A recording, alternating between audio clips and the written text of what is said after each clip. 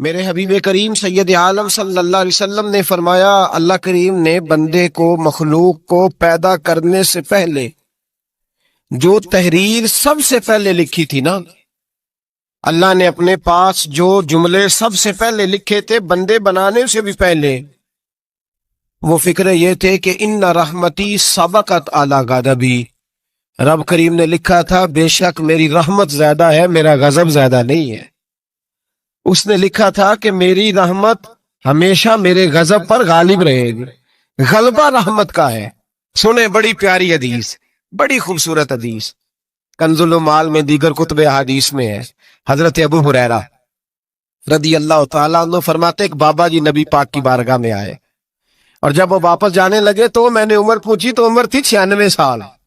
کہتے ہیں بزرگ جب آئے نا تو یہ بھویں جو ہے نا ان کی سفید ہو کے تو یوں آنکھوں پہ آ گئی، بڑی چھڑی بابا جی نے پکڑی ہوئی، اور دونوں ہاتھ پکڑ کے نا چھڑی کے اوپر جھکے ہوئے ہیں ایک جانب، قربان جاؤں۔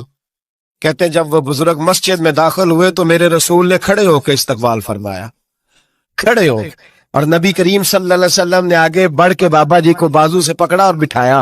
حضور بیٹھ گئے، کہا بزرگوں کیسے آئے ہوں؟ تو کہتے ہیں وہ بابا جی بات کرتے تو آنکھ کھول کے پہلے حضور کا چہرہ دیکھتے، پھر وہ بات کرتے تو ان کے لب و لہجے کے اندر بڑی پریشانی، بڑی تکلیف، بڑی مایوسی۔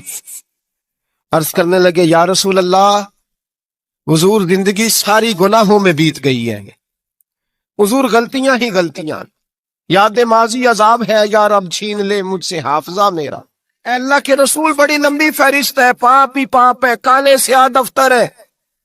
یا رسول اللہ صلی اللہ علیہ وسلم جب پلٹ کے دیکھتا ہوں حضور مجھے نیکی دکھائی نہیں دیتی۔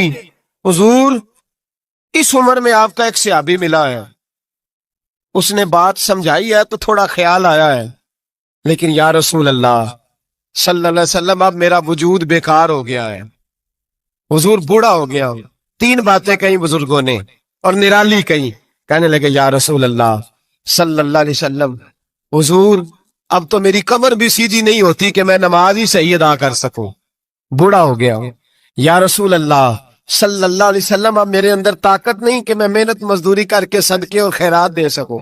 یا رسول اللہ صلی اللہ علیہ وسلم اب میں تلوار لے کے جہاد بھی نہیں کر سکتا، حضور نہ میں لمبی نمازیں پڑھ سکتا ہوں، آقا نہ میں صدقات و خیرات دے سکتا ہوں، محبوبہ نہ میں دین کے لیے کوئی جہاد کر سکتا ہوں، بیکار وجود ہے، بیکار بیکار وجود کو تو گھر والے برداشت نہیں کرتے، بچے دعا کرتے ہیں یا اللہ ابا جی کو پردہ دے دے، اماں کو پردہ دے دے، بیکار ہو گیا ہوں، اور آج آیا ہوں تو مجھ بیکار کو میرا رب قبول کر لے گا؟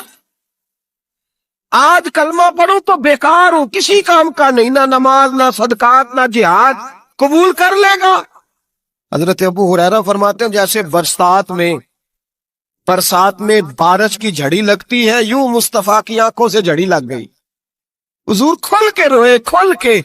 اور میرے حبیب پاک نے فرمایا بزرگوں بڑے مجاہد ہیں، دین کے لیے جہاد کرنے والے بڑے ہیں، رب کریم کو آپ کی تلوار کی اتنی حاجت نہیں، اور فرمایا اس کے خزانے کوئی خالی تو نہیں کہ آپ ہی گویا صدقہ دیں گے تو بھرے جائیں گے، اور فرمایا پھر رب کریم کی شان میں اضافہ نہیں کرتی عبادتیں، وہ تو بندے کو نفع دیتی ہیں۔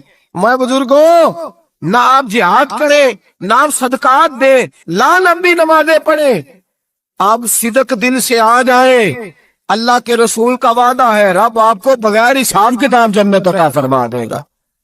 آنا تو شرط ہے کہ نہیں؟ آئے تو صحیح، نہ پہنچے تو صحیح، آ گئے، اس کو نہیں عادت صدقات و خیرات کی، جہاد کی، تبلیغ، آئے تو صحیح نا۔ ان اللہ عرفا ثم تاب اللہ علیہ، میرے حبیب نے فرمایا بندہ جب رو کے کہتا ہے نا یا اللہ غلطی ہو گئی معاف کر دے، فرمایا میرا مالک اسے فوراً ہی معاف فرما دیتا ہے۔ تو آ تو صحیح، تو آتا ہی نہیں، تو آ ہی نہیں رہا، تو گھر میں بیٹھا ہوا ہے، تو سویا ہوا ہے، تو دکانداری کر رہا ہے، تو پیسے گن رہا ہے، تو آیا ہی نہیں، آ تو صحیح۔ بلکہ میرے نبی پاک فرماتے ہیں جب اللہ پاک کا بھاگا ہوا غلام آتا ہے پھر تو اللہ زیادہ راضی ہوتا ہے، پھر تو اللہ زیادہ راضی ہوتا ہے، زیادہ راضی ہوتا ہے، تو آ تو صحیح، پاس تو صحیح۔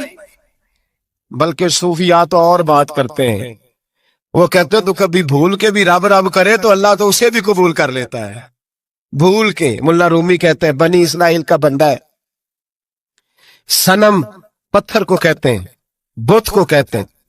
बुत के सामने खड़ा है और सारी रात कहता है या सनम या सनम या सनम, ए पत्थर ए बुत, सारी रात पुकारता रहा।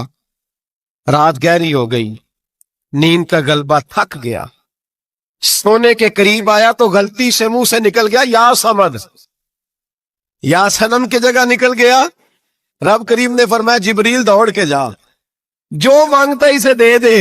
हजरत जिब्रील अर्ज करते हैं मौला भूल के तेरा नाम ले रहा है, भूल के ले रहा है। तो रब करीम ने फरमाया चल नाम तो मेरा ही ले रहा है ना, मेरा ले रहा है ना या अल्लाह। वो अल्लाह करीम ने फरमाया झूठे के सामने सारी रात का खड़ा है, सारी रात का पुकार रहा है, उसे कुछ नहीं मिला तो सच्चे का नाम लिया है। अगर मैं भी कुछ ना दूं और बुत में और मुझ में फर्क क्या रह जाएगा। जा जो मांगता है झोली भर के दे, नाम तो लिया है ना। ओ भाई तू बहाना तो बनाना, ओ आ तो सही ना, तू यहाँ आ जा, पहुंच जा, आ जा, बस बैठ जा, उसकी बारगाह नाज में हाजिर तो हो ना। तुझे फुर्सत ही नहीं, तू यारों के लिए टाइम निकालता है, बाजारों के लिए टाइम निकालता है, गलियों के लिए टाइम निकालता है, चौकों चौराहों के लिए टाइम निकालता है, हफ्ते में एक दिन होटलिंग के लिए भी जाता है, लेकिन कभी छुप के दो नफलों की तुझे तौफीक नहीं होती। और मैं कई दफा कह चुका हूं, जिस बंदे को बगैर इबादत के रिज़्क ज्यादा मिलने लग जाए उस पर आजमाइश होती है रब करीम की। अल्लाह फरमाता है इसको पैसे दो, इसे आने ना देना, इसको को चल पैसे दौड़ जा। लोग समझते हैं मैं बड़ा ज़हीन हूं, अक्लमंद हूं, देखो मैं अपनी होशियारी से चालाकी से आगे निकल गया। तो आजमाइश है, ये तो आजमाइश है रब करीम की तरफ से, ये तो उसकी खुफिया तदबीर है मेरे भाई। उसकी बारगाह नाज तक जो आ गया, आना तो हमारी जिम्मेदारी है कि नहीं।